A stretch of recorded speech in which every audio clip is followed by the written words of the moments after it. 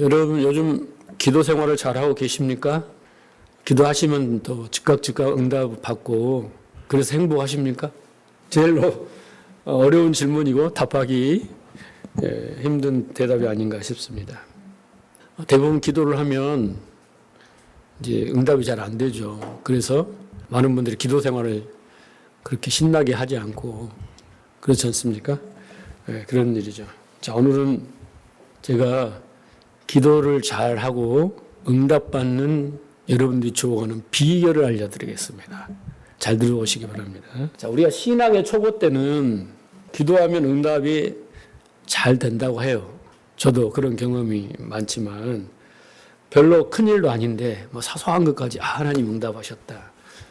그래서 하나님 날 참 사랑하신가 보다. 우리 가정을 사랑하시나 보다. 이렇게 너무나 응답이 잘 되어서 너 생각하지 않는 것도 막 이렇게 돼서 감사하고 그랬던 경험들이 있을 겁니다. 그렇죠? 그런데 지금은 신앙생활을 오래 하면 오래 할수록 기도해도 응답이 잘 안 된다 이런 생각을 할지 모르겠어요. 저도 마찬가지입니다. 그래서 기도 생활이 점점 이제 시간도 줄어들고 기회도 줄어들고 점점 시들해 갑니다. 왜 그럴까? 그것은 아마 기도 응답 받는 것보다 받지 못한 것이 너무 많기 때문에 이제 그럴 수밖에 없죠. 그래도 주위에서는 그래도 끝까지 기도해야 된다. 뭐 응답 받을 때까지 기도해야 된다. 이런 말들을 하죠. 자, 근데 여기서 여러분 우리가 한 가지 짚고 넘어야 할 게 뭐냐면 기도에는 세 가지 종류가 있다는 걸 아셔야 됩니다. 기도라고 해서 다 똑같은 기도가 아니다라는 거예요. 성경에도 보면 기도는 간구, 도고, 이렇게 기도 이렇게 세 가지로 분류를 합니다. 그래서 간구는 뭔지 아시죠? 간구는 순수하게 인간의 필요를 하나님께 구하는 거죠. 어떤 육신적인 필요일 것이고, 뭐 모든 교회의 필요, 이런 뭐 가정의 필요를 구하는 거예요. 그게 이제 기도라고 할 수 있죠. 도고도 마찬가지예요. 도고는 중보기도 아닙니까? 남을 위해서 뭐 이렇게 기도하는 거죠. 그래서 우리는 간구, 도고 이렇게 말을 하지 이걸 기도라고는 이야기를 안 해요. 그러니까 불교에도 기도가 있고, 그죠? 힌두교에도 기도가 있고, 일반 종교도 다 기도가 있어요. 우리는 성경적 기도와 그걸 구분을 해야 돼요. 그러니까 일반 종교의 기도는 다 간구나 도구예요. 그러면 이 성경적 기도는 뭐냐? 정의를 하자면 첫째 중요한 게 뭐냐면 하나님의 뜻을 알아야 돼요. 하나님의 뜻을 알고 그 뜻이 이루어지기를 위한 기도가 성경이 말하는 기도예요. 일반 종교하고는 달라요. 근데 우리는 싹 싸잡아서 기도라고 이렇게 몽땅 해버린단 말이에요. 그러면서 응답이 안 된다, 막 이렇게 하는 것 자체가 우리가 이렇게 구분하지 않기 때문에 오해를 해서 그런 겁니다. 자, 그러면 열심히 간구를 했는데 응답되지 않아요.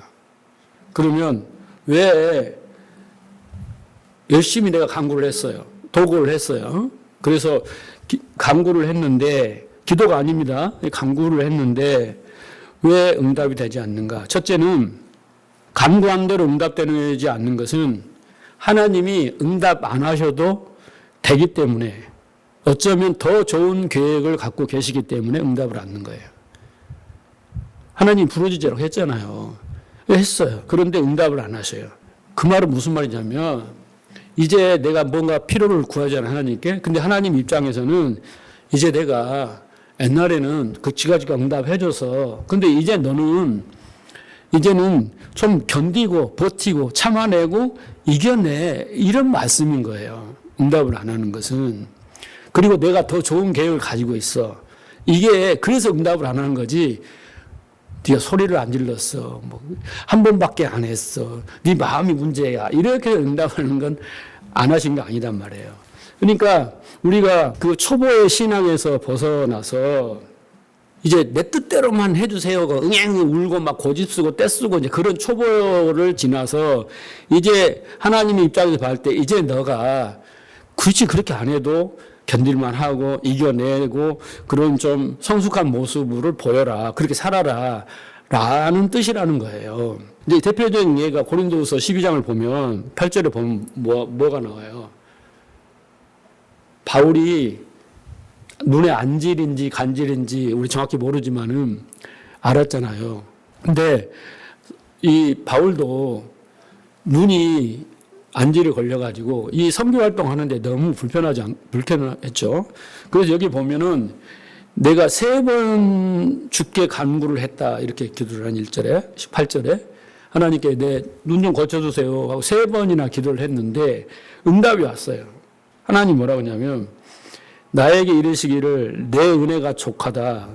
너는 그 눈 가지고 살아라. 이렇게 말하는 거예요. 말씀하시는 거예요. 그래서 네가 그 약한 모습 속에서 네 안에서 내 능력이 온전해진다.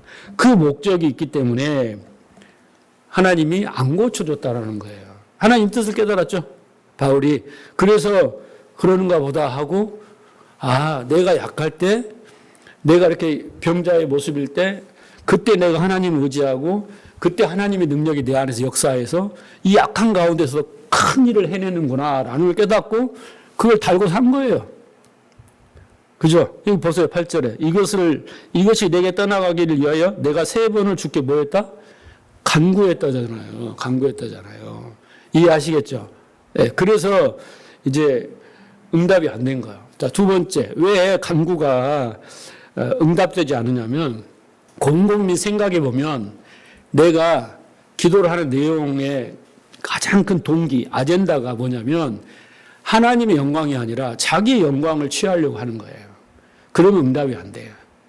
그래서 자, 야고보서 4장 3절을 보면 구하여도 받지 못하면 정욕으로 쓰려고 잘못 구하기 때문이다. 그 앞에는 기도하지 않으면 응답이 안 된다고 하고요. 3절에는 구하여도 받지 못하는 것은 간구했어요. 못 받아. 왜? 네가 정욕으로 위해서 쓰려고 한다라는 거예요. 그러니까 오로지 자신의 욕망을 채우기 위하여 어떻게 자기 과실을 위해서 재물을 많이 얻어야 돼. 명분은 내가 이거 선교도 하고 교회도 짓고 막 이럴지 모르지만은 그 깊숙이 들어가 보면 자기 욕망이에요, 그게. 그래서 자기는 잘 몰라. 자기 머리는 하나님을 위한 거야. 막 이렇게 할 수가 있어요. 근데 하나님은 속지 않으시죠. 남보다 더 높아지려고.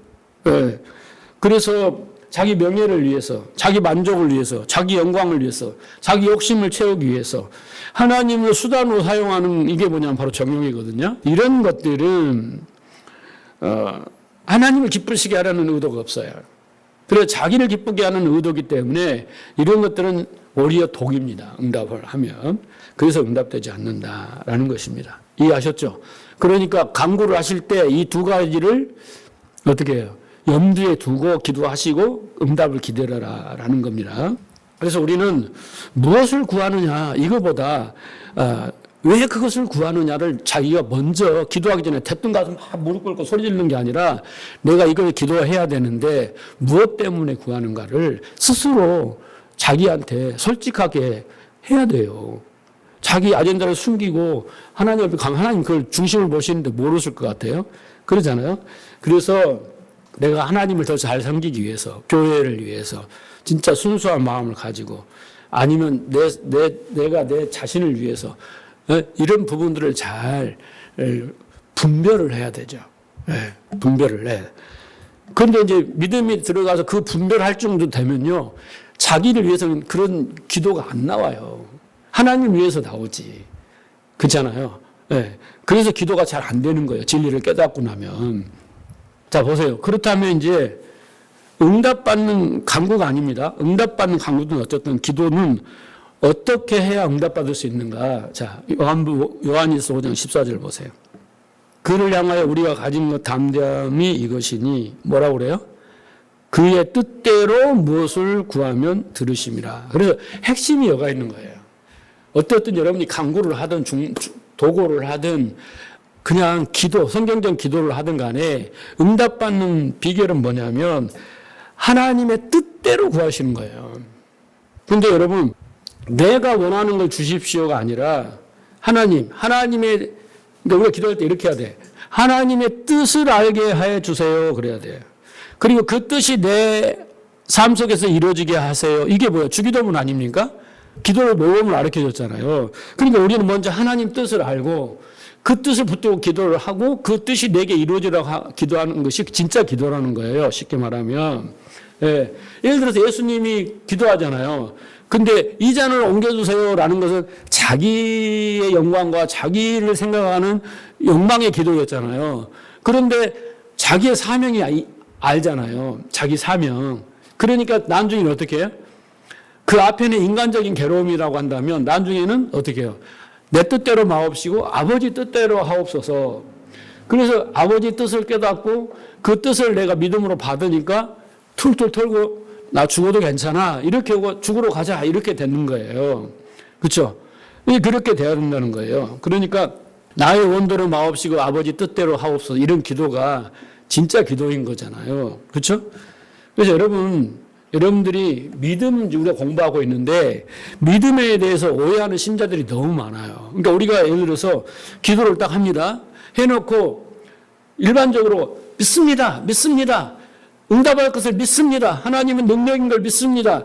반드시 주실 걸 믿습니다. 그 믿습니다가 진짜 믿음이라고 생각하는데 그건 믿음이 아니에요, 여러분. 응? 자기 생각인 거야.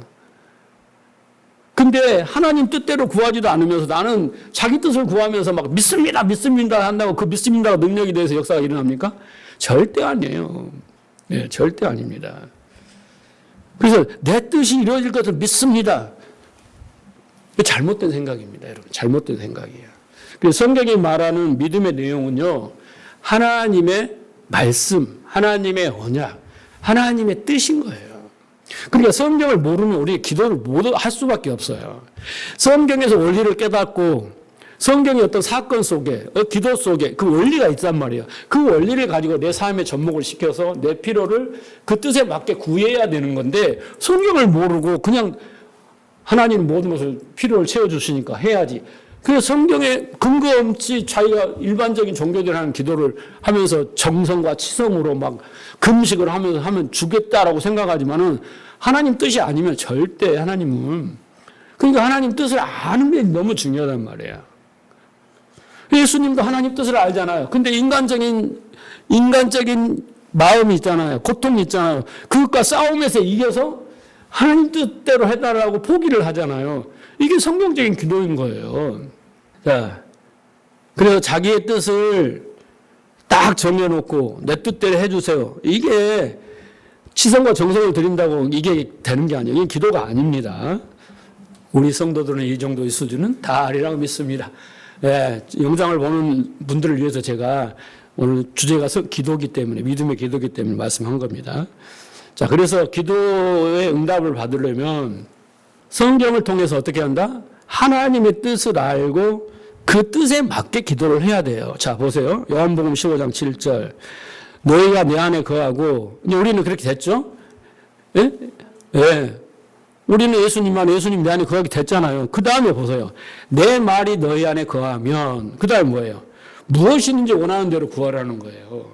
근데 우리는 내 말이, 예수님 말이 내 안에 거하지 않아. 단지 뭐만 그래. 기도하면 응답하신다. 요 말만 거하는 거예요. 응? 요 말만 알고, 기도하면 응답해 주는데, 무엇인데 구하래. 표면적인 이야기를 가지고 붙들고 막 기도를 하는 거예요. 근데 예수님 말씀이 내 안에 거해야 되는 거예요. 그 말씀의 진리, 원리가 이 안에 있어야지 거기에 맞게 내가 내 삶의 필요를, 예? 뭘 구해야 될지, 어떻게 구해야 될지를 다 알게 되는 건데, 그것 없이 말씀이 없으니 무조건 일반 종교가 하는 것처럼 뭐 지성과 정성으로 막 금식하며 막, 산꼭대기 올라가다 기도하면 그 정성을 보고 기도하시겠다? 아닙니다. 그런 건 절대 아니에요. 분명히 아셨죠? 기도는 어떻게 해야 응답받는다 분명히 알았죠? 이런 식으로 기도하시면, 자, 이런 기도가 어떤 기도냐면요. 하박국의 기도입니다. 하박국에 시간이 없어서 잘 모르지만 또 바울의 기도, 에베소 1장, 에베소 3장에 나오는 바울의 기도가 있잖아요. 이런 것들이 뭐냐면 오늘 본문에 나오는 이삭의 기도가 이런 믿음의 기도인 거예요. 이런 기도는 반드시 응답을 받는 거예요. 네. 자, 이제 본론으로 들어가서 히브리서는 이삭의 믿음을 딱 한 줄로 말합니다. 아브라함은 막 한참 말하잖아요. 2번이나 말하잖아요. 근데 한 줄로 말아요. 오늘 본문에 보면. 그죠? 예? 믿음으로 이삭은 장차 있을 일에 대하여 야곱과 에서를 어떻게 했다? 축복했다. 그거 딱 끝이에요. 네. 자, 그러면 보세요. 우리는 성경 한 줄이지만 이것 갖고 10시간도 설교를 할 수 있고 성경 공부를 할 수 있어야 돼. 이 내용이 방대하단 말이에요. 짧은 시간에 내가 이 한 구절을 다 요약하는 거 한 서너 시간 해야 되는데 한 줄로 할게요. 근데 보세요. 이 지금 이삭이 야곱과 에서를 축복하는 일에 대해서 이제 히브리서 기자는 이삭의 믿음이 많아요. 믿음으로 한 일이 많고 실패할 일도 많아. 근데 그 중에서 한 가지를 딱 꺼내가지고 이것이 이삭의 믿음이야 라고 딱 이야기를 해준단 말이에요. 아브라함 믿음은 이거야. 에녹의 믿음은 이렇게 했잖아요. 특징이 한 가지씩 있잖아요. 그래서 이삭의 믿음은 기도예요. 기도. 다른 것이 아니라 이삭이 내놓을 수 있는 믿음의 그 증표는 실제는 뭐냐? 실상은 뭐냐? 기도다라는 거죠. 자, 창세기 27장을 보세요. 1절. 이삭이 나이가 많아 눈이 어두워 잘 보이지 못하더니 맏아들 에서를 불러 이르되 내 아들아 하매 그가 이르되 내가 여기 있나이다 하니 이삭이 이르되 내가 이제 늙어 어느 날 죽을지 알지 못하니 그런즉 내 기구 곧 화살통과 활을 가지고 들에 가서 나를 위하여 사냥하여 내가 즐기는 별미를 만들어 내게로 가져와서 먹게 하여 내가 죽기 전에 내 마음껏 내게 축복하게 하라. 다 아시죠? 네, 다 아실 거예요. 자, 그런데 이삭이 이 장자 에서를 축복 기도하는 거예요. 축복. 여러분, 축복은 뭐예요, 여러분? 복하고 축복은 달라요? 네? 복은 뭐예요? 그냥 복이에요. 물질의 복. 네? 건강의 복. 이게 복이잖아요. 축복은 뭐예요? 복을 빌어주는 게 축복이에요. 그러니까 축복을 주세요. 그러면 틀려요, 맞아요? 틀려요. 축복은 목사가 하는 거예요. 복을 빌어주는 거예요. 여러분의 복을. 축복 기도 이런 거고, 여러분 축복 주세요 이러면 안 되고 복을 주세요 이렇게 해야 되는 게 맞죠? 여기는 축복 기도잖아요. 복을 빌어주는 기도라는 거예요. 그래서 에서를 위해서 축복 기도를 합니다. 그러죠. 그 장면이죠. 그런데 여기 보세요, 여러분. 지금 이삭이 하는 행동이 에서를 위해서 축복 기도해주는 이 장면이 맞습니까? 틀립니까? 옳습니까? 잘못되었습니까? 자, 그러면 다음 구절 한번 읽어봅시다. 창세기 25장 23절. 여호와께서 그에게 이르시되 두 국민이 내 태중에 있구나. 두 민족이 내 복중에서부터 나누리라. 이 족속이 저 족속보다 강하겠고 큰 자가 어린 자를 섬기리라 하셨더라. 자, 그럼 이 말씀에는 지금 무슨 이야기하고 있어요? 지금 리브가의 태중에 에서하고 야곱이 있잖아요. 야곱은 작은 자고 에서는 큰 자예요. 그죠? 맞죠? 네, 이 족속 저 족속 이렇게 하잖아요. 근데 하나님은 먼저 예언을 하신 거잖아요. 네? 그죠? 하나님 계시를 하신 거잖아요. 그럼 여러분 누구를 축복해야 돼요? 야곱을 축복해야지. 왜? 큰 자가 작은 자를 섬기기 때문에 작은 자를 축복을 해줘야 하잖아. 큰 자는 섬기기만 해야 되니까. 그죠? 그런데 이삭은 야곱을 축복하지 않고 에서를 축복하는 거예요. 그러니까 이 자체가 어떻게 틀렸다? 잘못되었다라는 것입니다. 이건 여러분 이 축복은요, 이 단순한 그냥 야곱의 미래에 대해서 에서의 미래에 대해서 한 게 아니라 하나님의 언약의 계승자가 누구인가 보여주는 예언이에요. 하나님의 약속이 누구를 통해서 성취되는가, 상속되는가, 이걸 보여주기 때문에 이삭이 마음대로 바꿀 수가 없어요. 하나님의 계시에 따라 야곱을 축복해야 옳은 행동이었어요. 네. 그런데 하나님의 언약이 원칙적으로 야곱에게 이제 가야 되는데 이삭은 야곱을 축복하지 않고 에서를 축복합니다. 그러니까 이 지금 하나님의 계시는요, 그 당시 고대 근동의 그 문화를 보면 매우 충격적인 내용이에요. 왜냐하면 그때 그 고대 근동 사회는 장자가 특별한 권리를 가졌어요. 그래서 상속권을 가지고 그 다음에 가문을 대표할 대표 권한을 가지고 그 다음에 축복의 계승권을 가졌어요. 이런 권한을 가는 게 모든 장자에게 있었단 말이에요. 그래서 장자를 선호하잖아요. 그랬단 말이에요. 근데 하나님은 그 인간의 어떤 전통이나 관습이나 관념을 확 뒤집어 버린 거예요. 뒤집어 버리면서 장자니까 선택을 받는 게 아니라 내가 택한 자가 언약을 계승한다라는 선언이에요. 하나님의 주권을 선포하는 계시인 거예요. 그러니까 믿음을 가지면 하나님의 주권을 가지고 야곱을 축복해야지 맞는데 에서는 그 언약의 계시를 무시를 한 거죠. 무시를 했습니다. 그래서 하나님은 그런데 이 야곱을 택하잖아요. 근데 야곱이 훌륭해서 에서보다 훌륭해서 택했다? 절대 아닙니다. 아닙니다. 창세기 읽어보면 에서는 충동적인 사람이었고, 그죠? 야곱은 속이는 자였잖아요. 그런 속성을 가진 사람이었잖아요. 둘 다 문제가 있었어요.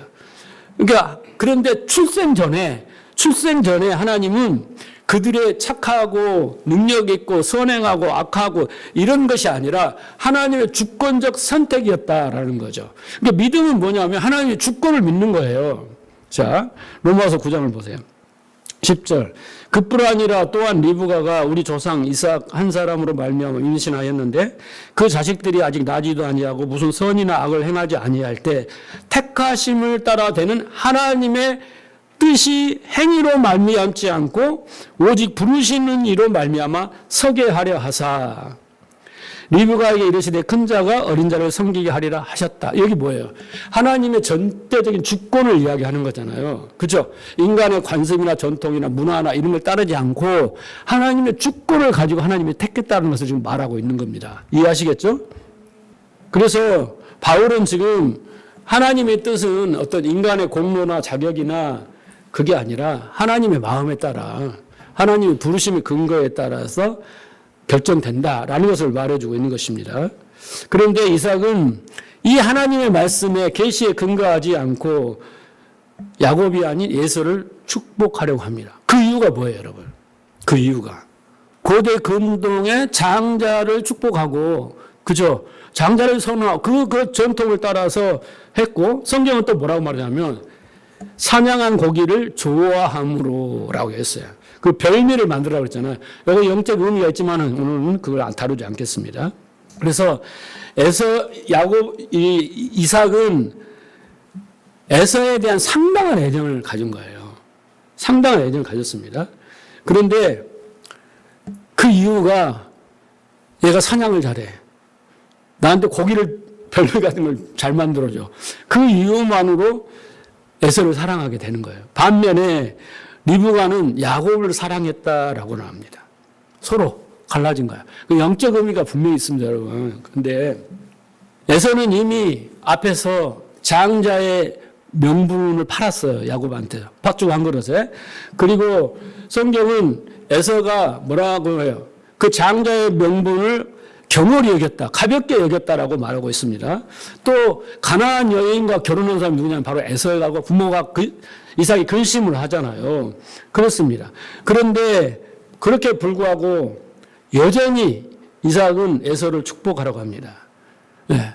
에서의 영적 상태나 그런 인격이나 이런 건 전혀 보이지 않고 단지 자기를 즐겁게 해줬다는 그 이유만으로 하나님의 그 계시, 그 약속을 무시를 하고 했다는 거예요. 자, 그래서 이삭은 늙었고 이제 죽음이 가까웠을 때 앞이 잘 안 보여. 이 안 보였다는 이야기는 여러분 영적인 침체가 왔다는 이야기입니다. 그렇죠? 엘리 제사장도 눈이 어둡다 이렇게 이야기를 하잖아요. 네. 그런데 흥미로운 것은 그 사실을 리브가가 듣게 됩니다. 에서를 몰래 불러서 별미를 하면 내가 널 축복해 줄게. 이제 그것을 리브가가 듣게 되는 거죠. 그런데 리브가는 그 계획을 알자 어떻게 했냐면 야곱을 불러서 너도 이렇게 준비를 해라. 그래서 에서처럼 해 들어가서 축복 기도를 네가 받아야 된다라는 거죠. 그러니까 리브가는 나쁜 여자가 아니에요. 리브가는 하나님의 말씀을 기억한 자예요. 하나님의 약속을 기억한 자야. 그래서 어떻게든 간에 하나님의 약속을 믿었기 때문에 주인공이 누구냐면 야곱인 거예요. 그래서 그게 돕는 배필인 거예요, 여러분. 그래서 야곱을 준비시킨 겁니다. 그래서 리브가에게는 야곱이 하나님의 약속의 자체예요. 예, 그렇게 중요하게 여겼다는 거죠. 그런데 이삭이 에서를 축복하는 걸 보고 이삭이 눈이 어두워진 걸 보고 리브가는 뭘 하냐면요. 그의 눈을 뜨게 해주려는 시도를 하는 거예요. 그 침체된 눈을 열어주려고 하는 겁니다. 네. 여러분, 그래서 어떻게 우연 같지만은 그 이야기를 엿듣게 되는 거예요. 여러분, 이게 하나님의 섭리예요. 못 들었으면 그냥 넘어갈 일인데 공교롭게도 그 이야기를 엿듣게 되는 거고 리브가는 잘못됐다 이 판단하고 아니다 야곱이 하나님의 언약을 계승자인데 라고 하게 되는 거죠. 그러니까 야곱이 속인 게 아니라 리브가의 계획이었다라는 것을 알 수 있습니다. 자, 그래서 27장 10절에 보면 네가 그것을 내 아버지께 가져다 드려서 그가 죽기 전에 네게 축복하기 위하여 잡수시게 하라. 이거 뭐예요? 리브가의 욕심이 아니라 하나님의 약속을 근거로 하고 있다는 걸 여러분 아세요. 그러니까 여러분 여기서 질문이 생기는 거예요. 리브가가 하나님의 약속을 믿었다면 하나님은 어떻게든지 야곱이 그 상속자로서 하게 하실 것이다. 그냥 방관하면서 하면 될 거잖아요. 그런데 왜 이렇게까지 했느냐? 왜 이렇게 했냐? 그것은 바로 이삭 때문인 거예요.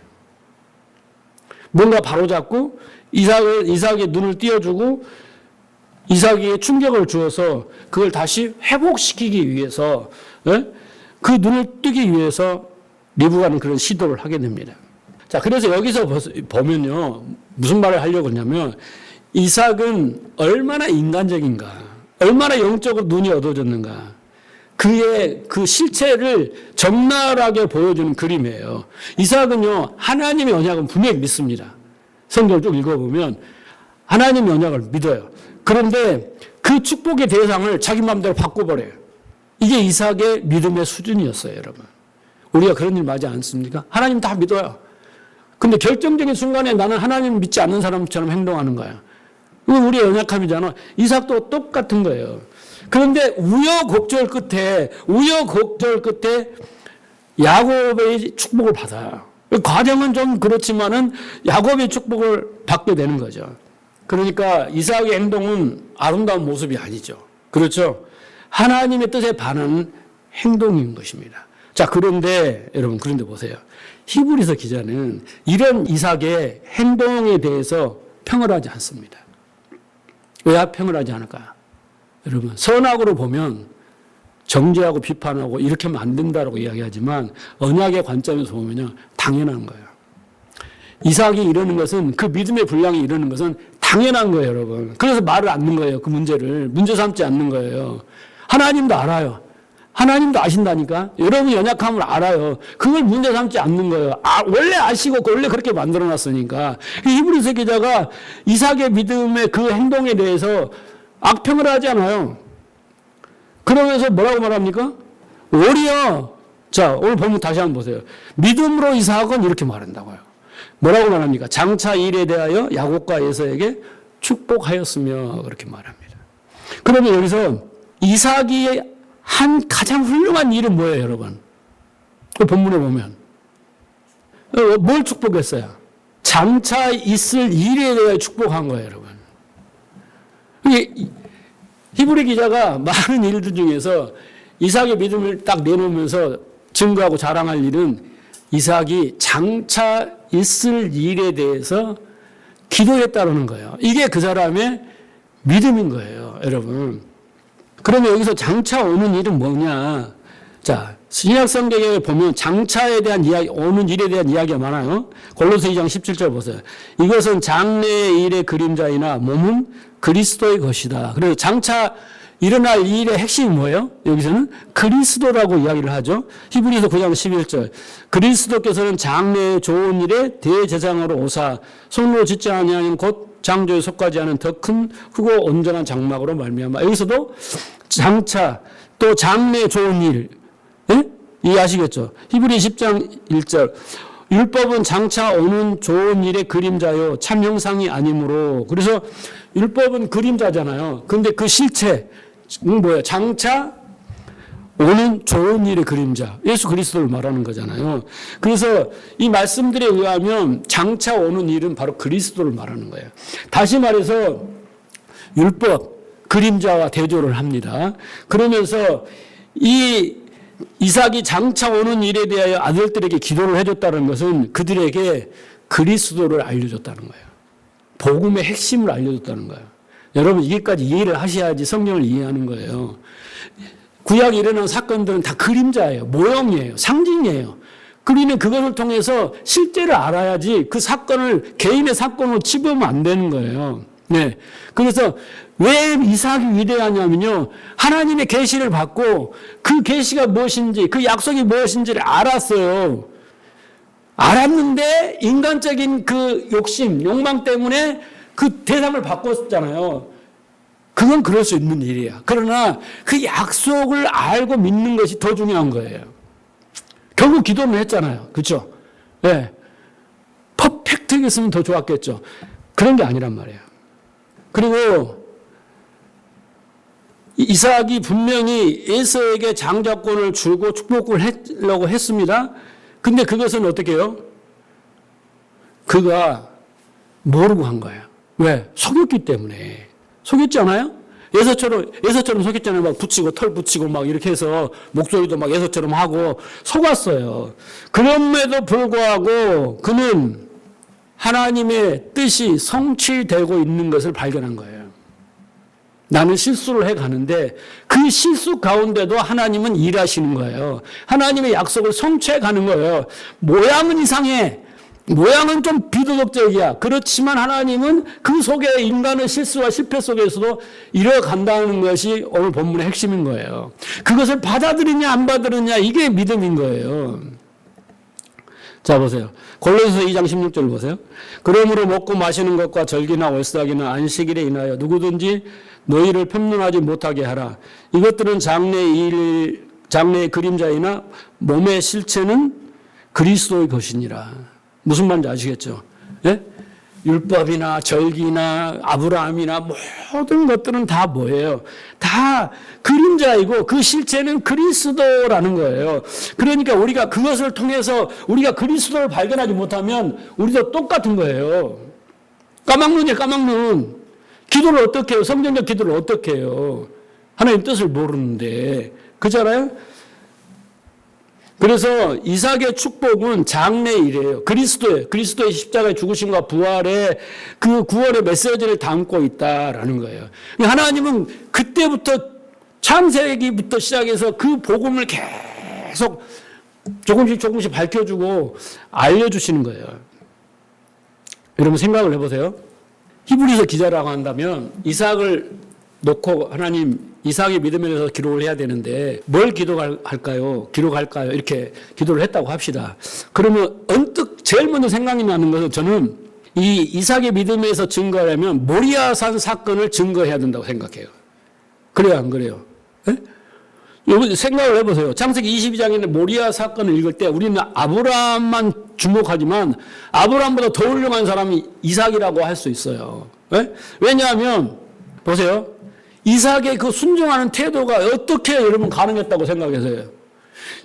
그 이삭이 저항을 했다면 여러분 나무를 치고 낌새를 이상하게 생각해서 토끼를 해버렸다든가, 그잖아요. 자기를 결박했다든가, 재물을 결박했잖아요. 재단에 올렸다든가, 자기 아버지가 죽이려고 하는데, 죽이세요. 이런 것이 여러분 쉬워요, 그게? 쉽지가 않는 거예요, 여러분. 절대 아닌 거예요. 아브라함이 사라가 90세 이삭을 낳잖아요. 그죠? 그리고 127세에 죽어요. 그러니까 37세가 된 거죠. 근데 이 모리아 사건 이전에 사라가 죽었으면 지금 이삭은 이 산에 모리아 산에 올라갈 때 30대 건장한 체구를 가진 사람이야. 나무를 짊어지고 올라갈 수, 3일길 갈 수 있는 만큼 건강한 사람이고, 아버지가 자기를 죽이려고 하는데, 그것을 날 죽이세요 할 수 있는, 그게 여러분 믿음이 없으면 안 되는 거예요. 그러니까, 여러분, 성경을 읽다 보면, 아브라함이 막 애굽으로 가고, 그랄로 가고, 아비멜렉 말라고 이런 것들을 보면, 아브라함이 했던 일들을 이삭이 답습하고 있어요. 똑같이 반복하고 있단 말이에요. 마찬가지로 하나님이 이삭이 태어났을 때 이후로 아브라함과 하나님의 관계 속에 그잖아요. 이삭도 동일한 아브라함과 믿음을 가졌다고 추측을 해야 되는 겁니다. 그죠? 하나님 예비하실 것이다. 믿었어요. 왜? 하나님이 또 약속을 했어요. 약속을 믿었어요. 하나님이 죽은 자 가운데 살릴 수 있는 분이다. 아브라함의 믿음이죠. 이게 이삭의 믿음인 거예요, 여러분. 그래서 이삭도 그 모리아 제단에 가서 아버지 말을 믿고 하나님을 믿고 누운 거예요. 그러니까 히브리서 기자가 이삭의 믿음을 증거하려면 모리아산 이야기를 해야 돼요. 믿음으로 이삭은 날 잡수수 했다. 너희도 그렇게 할 수 있느냐 이렇게 해야 된다. 이렇게 써야 되잖아요. 근데 그 사건을 안 써요. 그보다 더 중요한 게 뭐예요? 지금 이 기도의 내용, 장차 일을 했다는 내용이 더 중요한 거예요. 히브리서 기자가 봤을 때는. 이해하시겠어요? 네. 그래서 이삭도 아브라함 같은 믿음을 가졌다고 우리는 믿어야 되는 거예요. 그렇죠? 자, 그런데 여기서 우리가 놓치지 말아야 할 사건은 뭐냐면 믿음이라는 건 정확히 여러분 잘 들으셔야 돼요. 믿음이라는 것은 완전하지도 완벽하지도 않는 거예요. 우리는 믿음을 가지면 뭐 하나님 믿음 좋다 하면 아주 거룩하고 성도가 되고 순종하고 헌신하고 잘할 거라고 하지만 천만의 말씀이에요. 언제든지 어려운 상황 되면 교회를 떠날 수도 있는 거예요. 그게 믿음인 거예요. 네? 그 믿음의 분량이라고 말하는 것이 더 쉽겠죠. 그래서 믿음은 완전하거나 완벽한 것이 아니라는 거예요. 믿음은 다만 하나님의 언약을 믿고 그 언약이 성취되는 것을 붙드는 게 믿음인 거예요. 하나님의 말씀을 붙드는 거, 계시를 붙드는 거, 그 언약을 붙드는 게 믿음이지 우리가 행동을 완전하게 하는 게 믿음이라고 착각하면 안 되는 거예요. 그리고 그 말씀을 붙든 믿음에서 나오는 행위가 진짜 참된 행위인 거잖아요. 그렇죠? 자, 그래서 여러분 보세요. 창세기 2장 33절 보세요. 이삭이 심히 크게 떨며 이르되 그래야 사냥한 고기를 내게 가져온 자가 누구냐 이제 알았어요. 뒤늦게. 그죠? 왜? 에서가 와서 아버지 별미를 만들어 왔으니 나를 축복하세요. 그랬더니 무슨 소리야? 내가 이미 축복했는데 그럼 내가 축복한 자가 에서가 아니었다는 말이야. 이걸 알게 됐다는 거예요. 그랬을 때 네가 오기 전에 내가 다 먹고 그를 위하여 축복하였은즉 이제 안 거예요. 근데 그 다음 행동이 중요한 거예요, 여러분. 이게 이삭의 믿음의 기도가 나오는 겁니다. 이게 뭐라 벌써 읽어보세요. 같이 읽어볼까요? 그가 반드시 복을 받을 것이니라. 그가 누구예요? 야곱이에요. 야곱입니다. 자신이 속았어요. 정당한 방법이 아니었어요. 그러니까 아버지가 어떻게 고난이 있으니까 불러. 이삭이 야곱 오라 그래? 너 아빠를 속였어? 무효야. 하나님도 인정하실 거야. 내가 에서를 다시 축복할게. 이렇게 해야지 정당한 거죠. 그게 맞잖아요. 그렇죠? 그런데 이삭은 뭐라고 말하냐면 그렇게 하지 않고 그가 반드시 복을 받을 것이다 라고 선언을 합니다. 그러니까 이삭은 자신도 모르게 하나님이 정하신 자가 자신도 모르게 그에게 축복이 전달되었다는 것을 깨달았습니다. 그 순간 이삭은 마침내 하나님의 뜻을 인정하고 받아들이는 이게 믿음인 거예요. 우리 살다 보면 이렇게 알아가는 거예요. 우리는 다 알고 한 거, 다 완전해서 다 한 번을 깨닫고 가는 게 아니라 그 현실을 보고 하나님 뜻이었구나 라고 인정하고 자기 뜻을 버리고 그 현실을 받아들이는 것이 믿음이라는 거예요. 그게 이삭의 믿음인 거예요, 여러분. 믿음은 완전한 게 아니에요. 우리의 믿음의 분량은 점점 많아져서 점점 완전해가겠지만은 이 작은 믿음을 가지고는 여러분 큰 일을 감당하지 못하는 거예요. 그래서 믿음의 분량이 중요합니다. 그리고 이 창세기 27장의 핵심이 뭐냐면 이삭이 처음부터 완전하게 하나님의 뜻을 따랐다? 아닙니다. 결국 하나님의 뜻을 깨닫고 그는 굴복하였다. 하나님 뜻 앞에. 자기는 자기 아들을 축복하려고 했어요. 하나님의 약속대로 되기를 원했어요.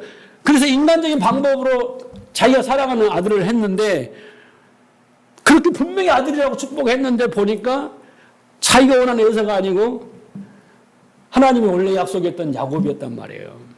그런데 부르다가 다시 번복한 게 아니라 그 사이에 하나님의 일하심에, 하나님의 뜻에, 하나님의 역사에 굴복했다는 거예요. 그게 뭐예요?